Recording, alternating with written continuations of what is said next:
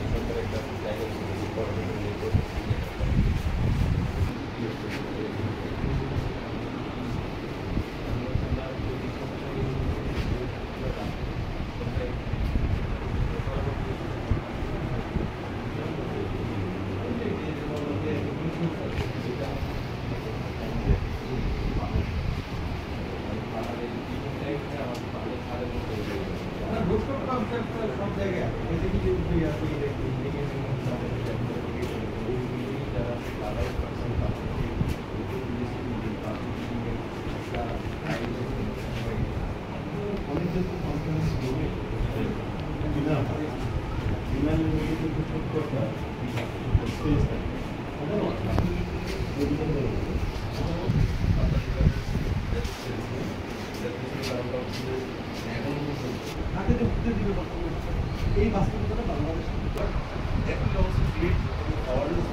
আমরা সবাই দেখি আমাদের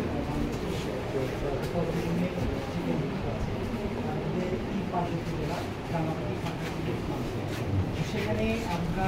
আদিবাসীদের তাদের যে সংস্কৃতি সেটা যাতে তারা পর্যটকদের সামনে তুলে দিতে পারে, সেটার পাশাপাশি সেখান থেকে তাদের যাতে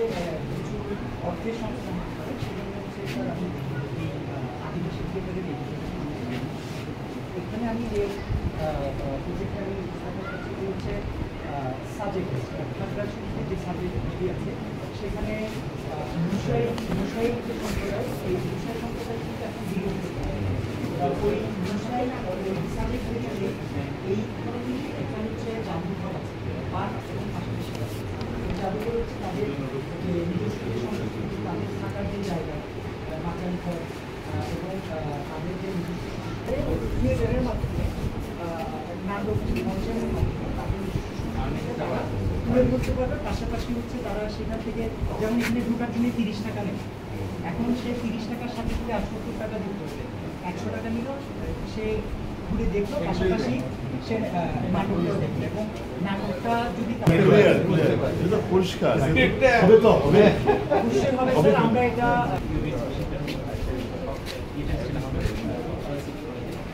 আমার হচ্ছে যে পর্যটন নির্ভর যে চিন্তাভাবনা ছিল সেটা হচ্ছে আমাদের কক্সবাজারের এটা আমার চিন্তাভাবনাটা ছিল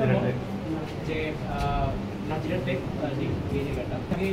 জেলেপল্লীদের একটা এলাকা ছিল এক সময়ে। তো এই জায়গাটাতে হচ্ছে এটা আস্তে আস্তে হচ্ছে ওনারা অনেকে হচ্ছে এই জায়গা থেকে সরে আসছে, বিভিন্ন ধরনের জন্য হচ্ছে ওনারা সেটা হচ্ছে